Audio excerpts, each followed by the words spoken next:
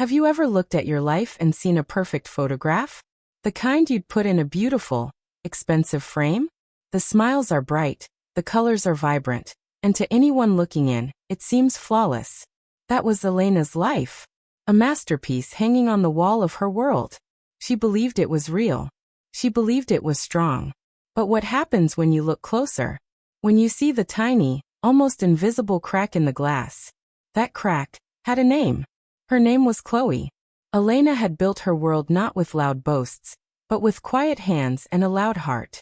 For 10 years, she had poured her soul into her business, Lumina Designs. It started in her tiny apartment. A single lamp created on her kitchen table. A desperate attempt to bring a little beauty into her life after her parents passed away. That lamp, with its unique milky white shade that glowed with a soft, ethereal light, was more than an object. It was a piece of her soul.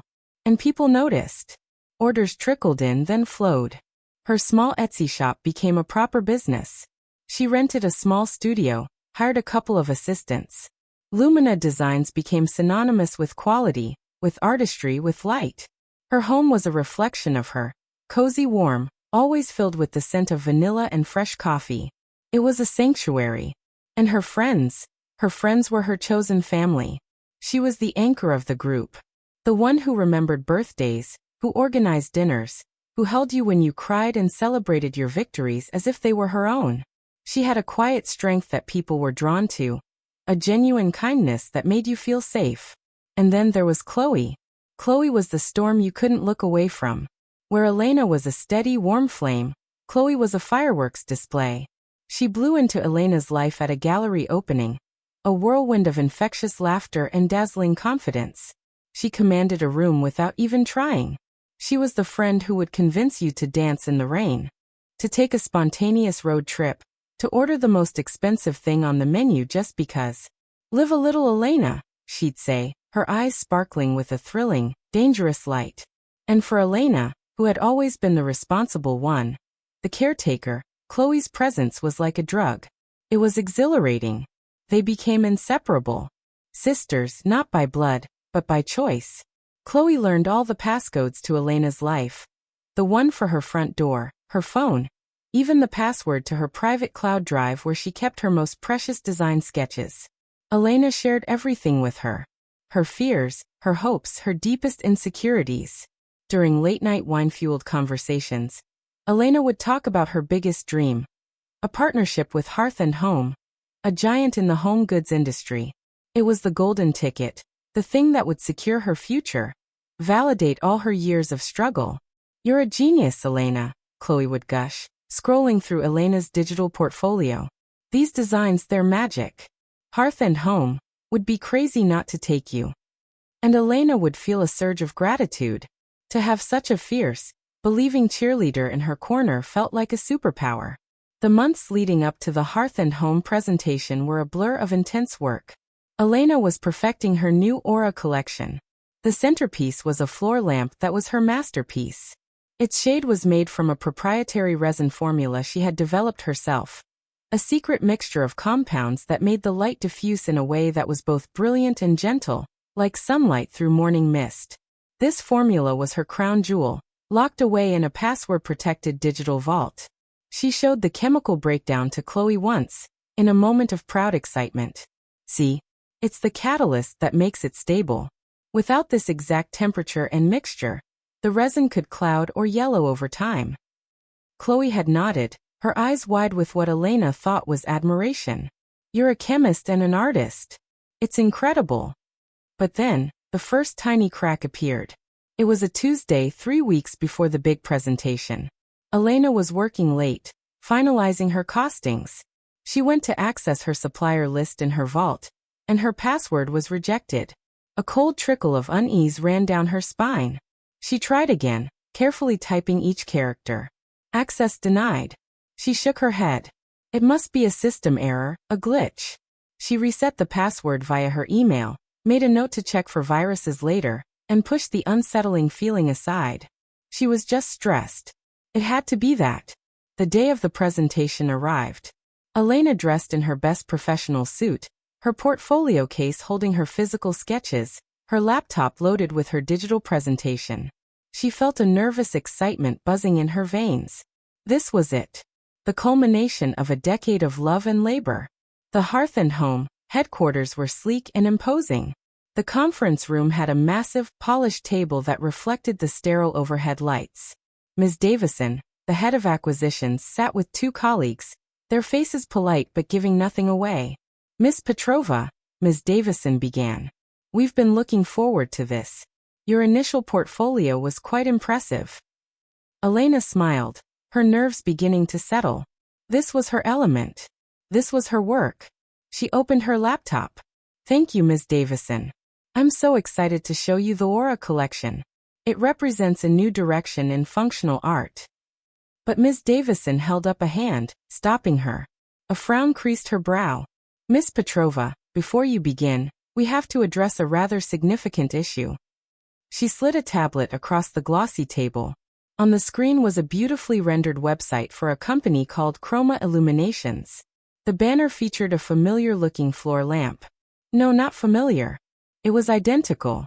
The same elegant, twisting bee. Elena's heart stuttered. I don't understand. This is my design. The Aura lamp. Ms. Davison's voice was cool. According to the documentation provided by Chroma Illuminations, including patent filings and business registration documents time-stamped over a month ago, this is their original design. Their founder has presented a compelling case for its independent creation. The world seemed to slow down. The air grew thick, hard to breathe. Their founder? Elena whispered, her voice sounding distant to her own ears. As if on a sinister cue, the conference room door opened. And there she was. Chloe. But a Chloe Elena had never seen. She was wearing a sharp crimson power suit, her hair styled in a severe, elegant updo. The friendly, mischievous spark in her eyes was gone, replaced by a cool, calculated confidence. She didn't even glance at Elena. My apologies for the interruption, Chloe said, her voice smooth and professional, devoid of its usual warmth.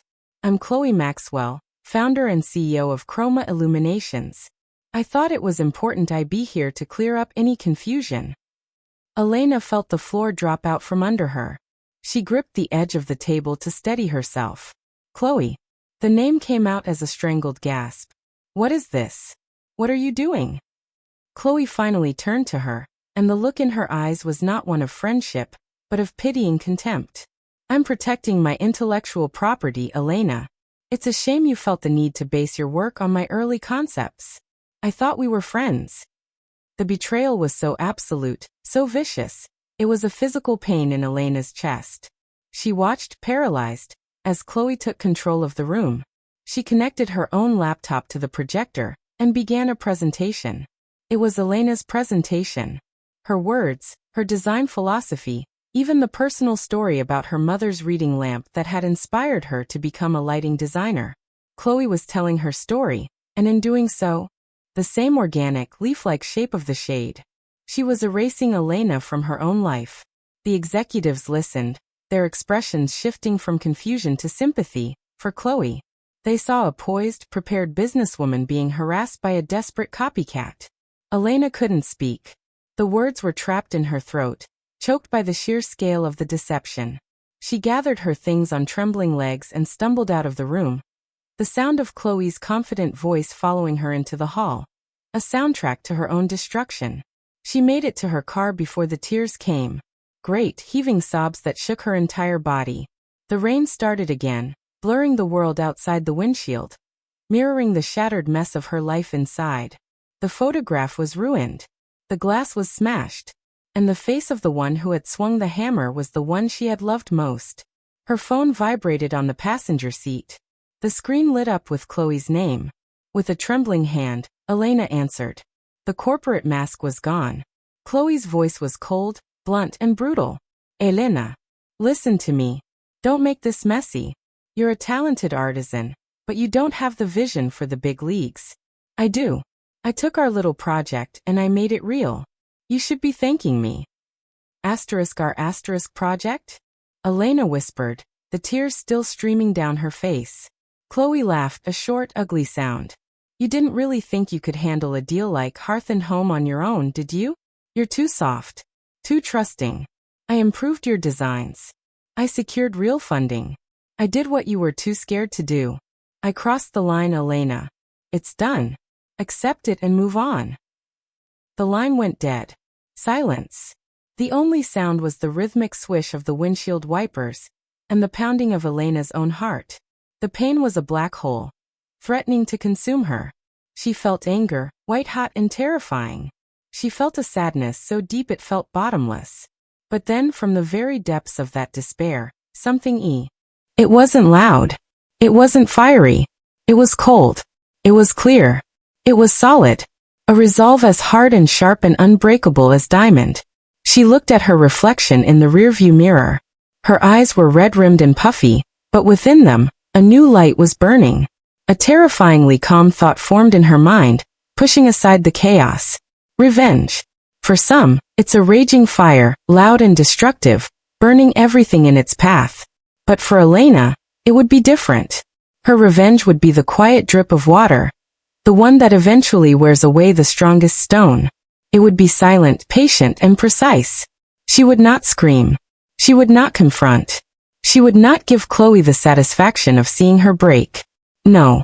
Her revenge would be a ghost, moving unseen through the digital walls of Chloe's new empire, loosening the bricks one by one, until the whole structure came tumbling down under its own rotten weight.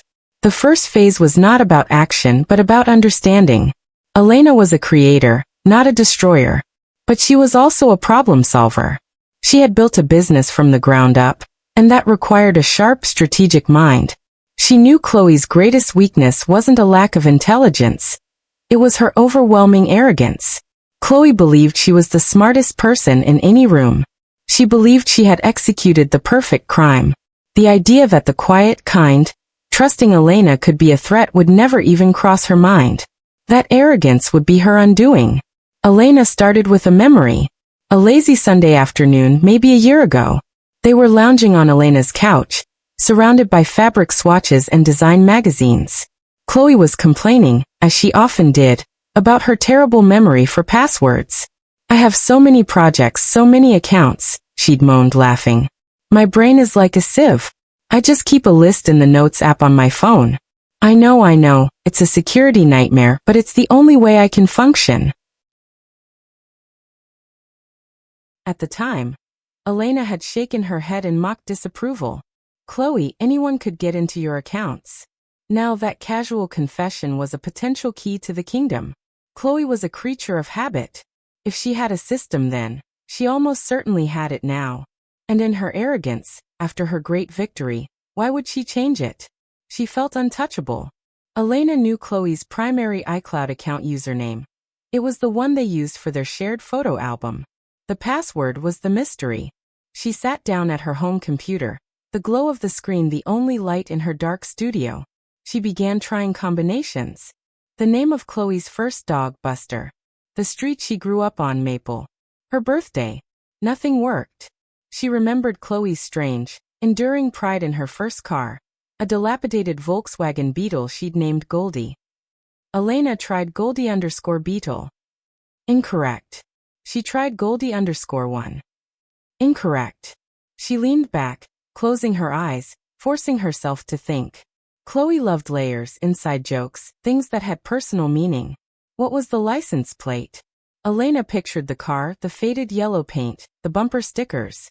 She had been in that car countless times. And then it came to her. The license plate wasn't random. It was a vanity plate. Goldnurse. Golden Rose. It was a nickname an old boyfriend had given her. Elena typed GLDNRSE into the password field.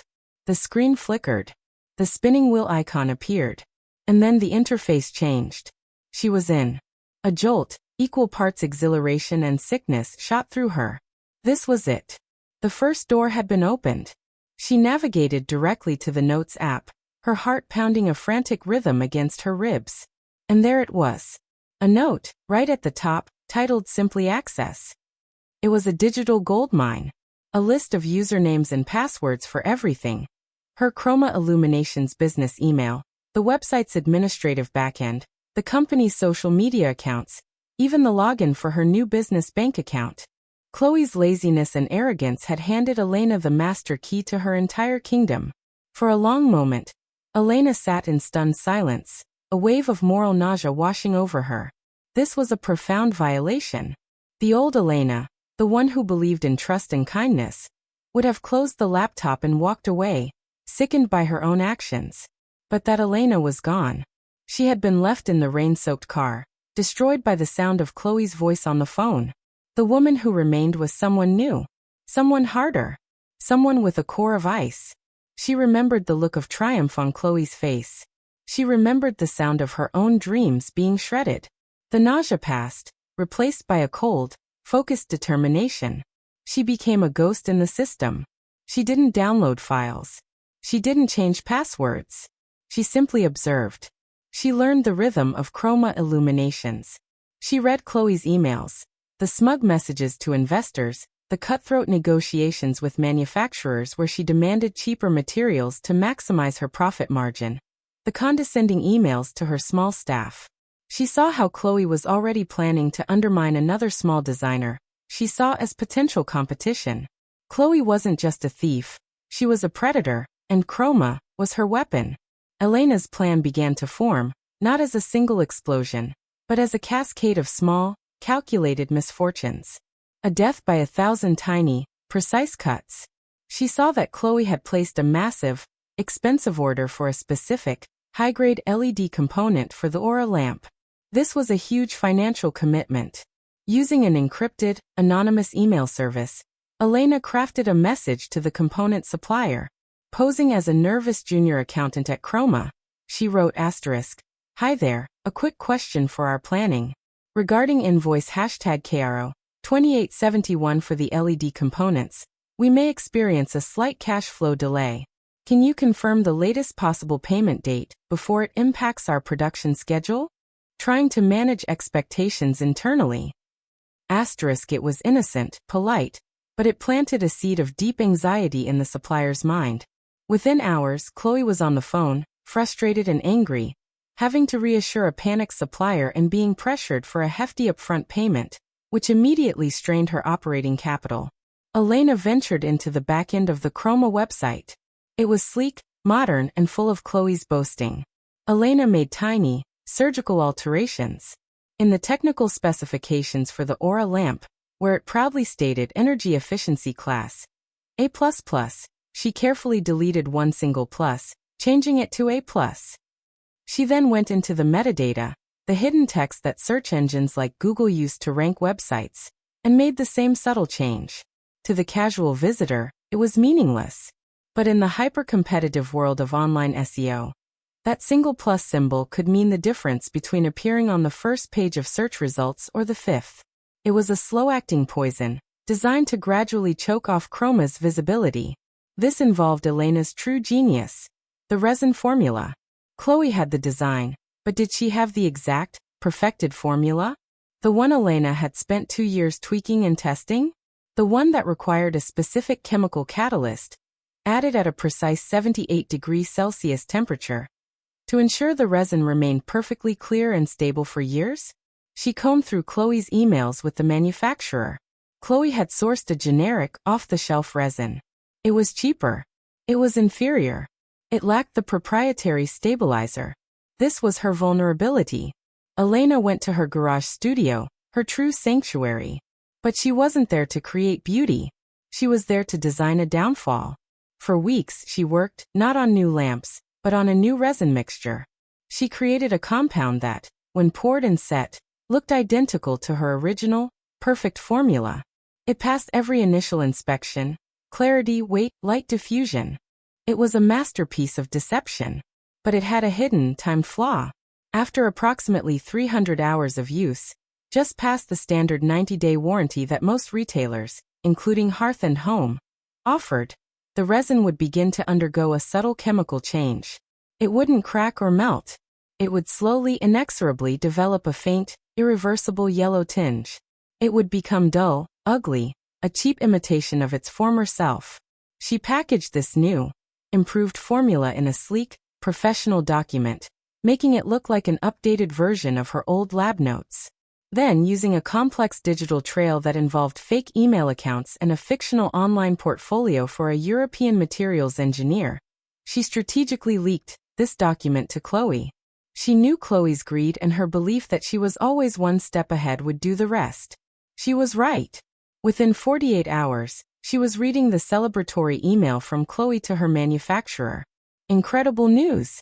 I've managed to acquire an updated formula for the resin. It's 15% cheaper to produce with no loss of quality. Scrap the old mixture and switch to this one immediately. Attached are the new specs. Chloe, in her relentless drive for profit and her utter contempt for Elena's abilities, had willingly, eagerly, taken the poisoned apple and bitten down hard. Elena leaned back from her computer, the blue light of the screen illuminating her face, which was now a mask of calm determination. The traps were set. The whispers were circulating in the wires and circuits of Chloe's world. Chloe was on top of the world, giving interviews, posting glamorous photos from her new office, completely oblivious to the fact that the woman she had betrayed was not crying in a corner, but was silently, methodically, pulling out the foundations of her stolen kingdom. The ghost was in the machine. And the machine was starting to glitch. 6 months can feel like a lifetime. For Chloe, it was a season of triumph. Chroma Illuminatio. She threw a lavish, star-studded launch party for the Aura collection. The event was packed with influencers, journalists, and industry elites. Photos of Chloe, champagne flute in hand, laughing without a care in the world, flooded social media. She had everything she had ever wanted. The spotlight was finally, exclusively on her. She stood at the very peak of the mountain she had stolen, believing the summit was hers to keep forever. She never once looked down to see the cracks spreading beneath her feet. For Elena, those 6 months were a period of silent, patient work. She watched the spectacle from a distance, but she was not idle. She mourned the friendship she had lost. She processed the betrayal. And she continued her quiet, meticulous campaign. She knew that the highest towers cast the longest shadows when they fall. And she was ready to watch Chloe's tower crumble. The first sign of trouble was not a bang, but a whisper. A single, confused customer service email arrived in the Chroma inbox. "Hi, I love my Aura lamp, but I've noticed it started to look a bit yellow. Is this normal?" Chloe's customer service team, trained in her image of arrogant efficiency, sent a canned response. "Thank you for your query. The Aura lamp is made with a unique resin and may be sensitive to direct sunlight. Please ensure it is placed away from windows." But the whispers did not stop. They grew. Another email. Then another. Then the 1-star reviews began to appear on the Chroma website. "Gorgeous for the first 3 months. Now it looks like I inherited it from my chain-smoking grandmother. I feel cheated. This is not the quality I paid for." The team continued their dismissive replies, treating the customers as if they were the problem. "This issue is not covered under our 90-day warranty. We cannot be responsible for improper care." The whispers became a chorus. Then a roar. The inferior, poisoned resin was performing exactly as Elena had designed. All across the country, in stylish lofts and suburban homes, the beautiful, expensive Aura lamps were slowly, steadily, turning a sickly, undeniable yellow. It wasn't a dramatic failure. It was a slow, embarrassing decay. The social media buzz turned on a dime. Glamorous selfies featuring the lamp were replaced by side-by-side comparison photos, showing the dramatic color shift. The hashtag Chroma Yellow began to trend, not as a style, but as a warning. It was a public relations avalanche, and it was gaining speed. Simultaneously, the other small whispers Elena had planted began to speak in louder voices. The component supplier, still nervous from the anonymous email months before, refused to ship any new orders without full payment up front, strangling Chloe's ability to produce new stock or fulfill orders for other, non-yellowing products. The executives at Hearth and Home, who had initially championed Chloe, started receiving anonymous tips. Not from Elena this time, but from rival companies and disgruntled industry insiders she had subtly pointed in the right direction. These tips included damning screenshots of Chloe's private emails where she bragged about her deception and discussed her plans to drop Hearth and Home for a bigger competitor as soon as her contract allowed. The house of cards was trembling, the structure groaning under the weight of its own corruption. And Elena knew it was time for the final, decisive act. The grand exposure. But it couldn't come from her. It had to come from a source so credible, so public, that Chloe would have nowhere to hide. She prepared a package. It was not sent from her city. It was a simple, sturdy envelope, containing a single, unmarked USB drive. On the drive was a folder titled, The Truth About Chroma. Inside was a digital treasure trove of evidence.